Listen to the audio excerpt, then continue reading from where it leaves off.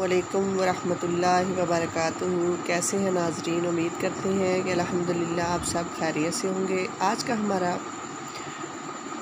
सबक 119 से लेकर 125 तक है इंशाअल्लाह ताला। उम्मीद करते हैं कि आज के हमारे सबक की आपको समझ आएगी। रब्बी शरह ली सदरी यस्सिर ली अमरी वहलुल उक़दतम मिन लिसानी यफ़क़हू क़ौली। रब्बी ज़िदनी इल्मा रब्बी ज़िदनी इल्मा रब्बी ज़िदनी इल्मा। अल्लाहुम्मा सल्लि अला मुहम्मद व अला आलि मुहम्मद कमा सल्लैता अला इब्राहीम व अला आलि इब्राहीम इन्नका हमीदुम मजीद। अल्लाहुम्मा बारिक अला मुहम्मद व अला आलि मुहम्मद कमा बारकता अला इब्राहीम व अला आलि इब्राहीम इन्नका हमीदुम मजीद। आऊज़ु बिल्लाहि मिनश शैतानिर रजीम। बिस्मिल्लाहिर रहमानिर रहीम। वलन तर्ज़ा हरगज़ नहीं, तर्ज़ा राज़ी होंगे, अन का तुझसे, अनकल यहूदू यहूदी, वलन नसारा ना नसारी, हत्ता तत्तबिया मिल्लतहुम जब तक तू फरमा बरदार हो जाए उनके दीन का।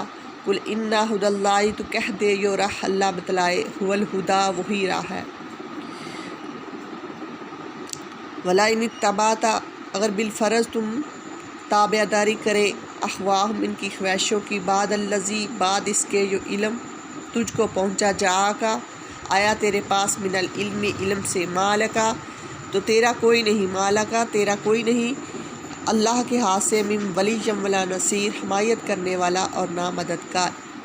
इस आयत में अल्लाह फरमा रहे हैं यहूदी और नसारी जो है वो चाहते हैं, हरगज़ राज़ी नहीं होंगे तुझसे यहाँ तक कि तू उनके दीन को कबूल कर ले।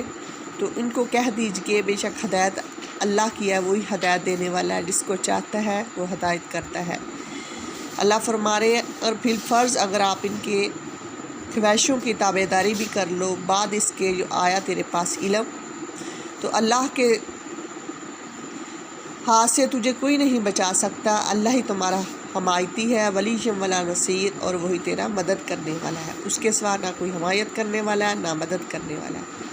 अल्लज़ीना अतैनहुमुल किताब, अल्लज़ीना वो लोग, अतैना दी हमने इनको, किताबा किताब,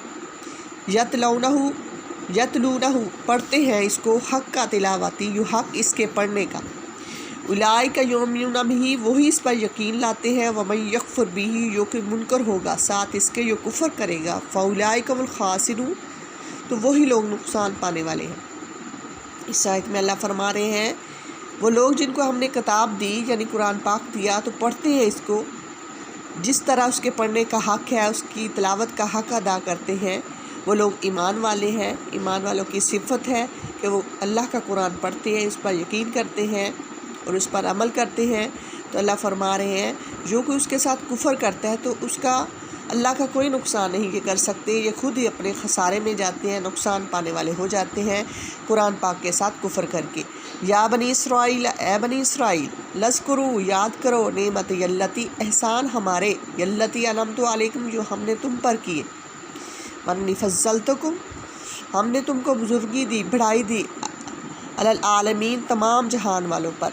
इस आयत में अल्लाह फरमाया बनी इसराइल याद करो। अल्लाह ताला बनी इसराइल से अपनी नेमतों का जिक्र करके तो याद करवा रहे हैं, क्योंकि अल्लाह ताला ने बनी इसराइल को बहुत ज़्यादा नेमतें अता की थी, जैसा कि वन सलवा उनके लिए पहाड़ से चश्मे फूट पड़े, तो बहुत ज़्यादा नेमतें थी जो अल्लाह ताला ने बनी इसराइल को दी थी। तो वो याद करवा के अल्लाह ताला उनसे एहसान फरमा रहे हैं कि मैंने तुमको इतनी नेमतें दी और तुमको बढ़ाई दी तमाम जहान वालों पर। वत्तकू डरो, यौमन इस दिन से, लतज्जी ना काम आएगा, नफ्सुन अन नफ्सिन कोई नफ्स किसी नफ्स का, शैयन कुछ, वला युक़बलु और ना कबूल की जाएगी, मिनहा उनसे, अदलम वला तनफ़ा हुआ इनकी तरफ से बदला, वला तनफ़ा हुआ ना काम आएगा उनकी, शफ़ाअतन किसी की सिफारिश, वला हम युनसरून ना इनको मदद पहुँचे।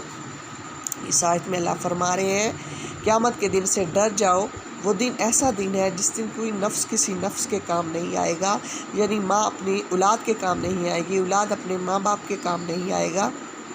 उस दिन नफ्सा नफ्सी का दौर होगा, नफ्सा नफ्सी का दिन होगा, तो उस दिन से डर जाओ। अल्लाह फरमा रहे हैं उस दिन कोई बदला नहीं दिया जाएगा, यानी अगर किसी को कुछ दे के हम دنیا میں کام کروا لیتے ہیں تو اس دن کوئی بدلہ نہیں دیا جائے گا، نہ کوئی سفارش، کسی کی سفارش کام آئے گی، نہ تم کو مدد پہنچے گی۔ تو اس دن کے لیے ہمیں چاہیے اپنی آخرت کے لیے تیاری کریں۔ اللہ تعالیٰ قرآن پاک میں اپنے کلام مجید میں فرما رہے ہیں کہ اس دن کے لیے تم ڈر جاؤ اور اس کے لیے تیاری کرو۔ اللہ تعالیٰ ہم سب کو آخرت کی تیاری کرنے کی توفیق عطا فرمائے۔ وَإِذِ ابْتَلَىٰ، جب آزمایا، ابْتَلَىٰ ابراہیم کو رب تیرے نے، بِکَلِمَاتٍ کئی باتوں سے، فَأَتَمَّہُنَّ اس نے پوری کی، قَالَ إِنِّی جَاعِلُکَ تب فرمایا میں تجھ کو کروں گا، جَاعِلُکَ سب لوگوں کا، لِلنَّاسِ امامہ پیشوا، قَالَ وَمِن ذُرِّيَّتِی بولا، وَمِن ذُرِّيَّتِی میری اولاد میں سے بھی، قَالَ لَا يَنَالُ فرمایا نہیں پہنچے گا، عہد الظالمین میرا قرار ظالموں کو۔ اس آیت میں اللہ تعالیٰ فرما رہے ہیں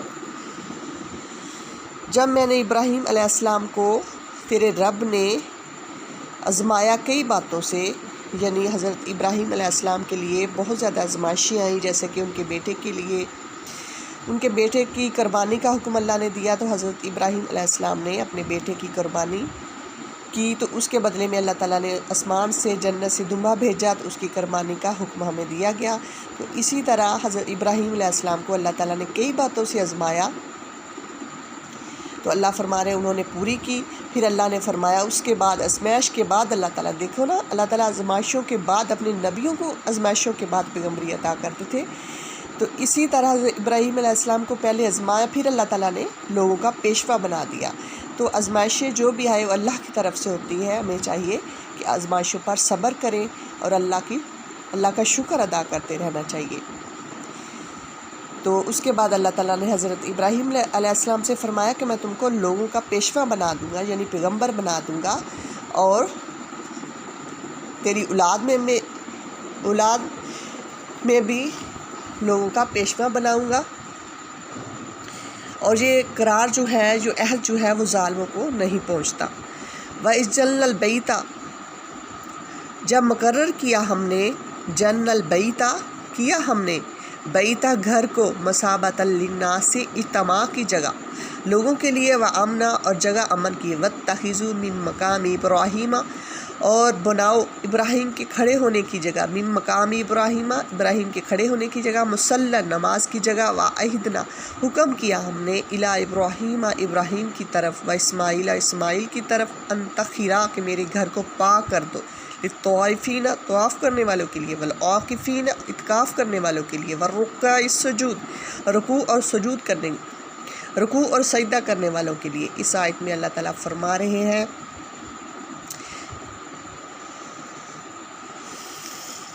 پچھلی آیت میں اللہ تعالیٰ فرما رہے تھے کہ ہم اولاد ابراہیم میں، اللہ تعالیٰ نے حضرت ابراہیم سے وعدہ کیا تھا کہ نبوت و بزرگی تیرے اولاد میں رہے گی، اور ہم حضرت ابراہیم کے دین پر ہیں، انہی کے دین کو سب مانتے ہیں۔ اب اللہ تعالیٰ ان کو سمجھاتا ہے کہ اللہ تعالیٰ کا جو وعدہ تھا وہ ان سے تھا، جو نیک راہ پر چلے۔ حضرت ابراہیم کے 2 بیٹے تھے، ایک مدت تک حضرت اسحاق کی اولاد میں پیغمبری اور بزرگی رہی، حضرت اسماعیل کی اولاد میں پہنچی۔ انہوں نے دونوں بیٹوں کے حق میں دعا کی تھی اور فرمایا کہ دین اسلام ہمیشہ ایک ہے، سب پیغمبر، سب امتیں اس پر گزری، جو حکم اللہ بھیجے گئے پیغمبر کے ہاتھ اس کو قبول کرنا تھا۔ اب مسلمانوں کا طریقہ ہے تم اس سے پھرے ہوئے ہو، پہلی آیت میں اپنے انعامات بتلائے، اب ان کے شبہ کو دفع کیا۔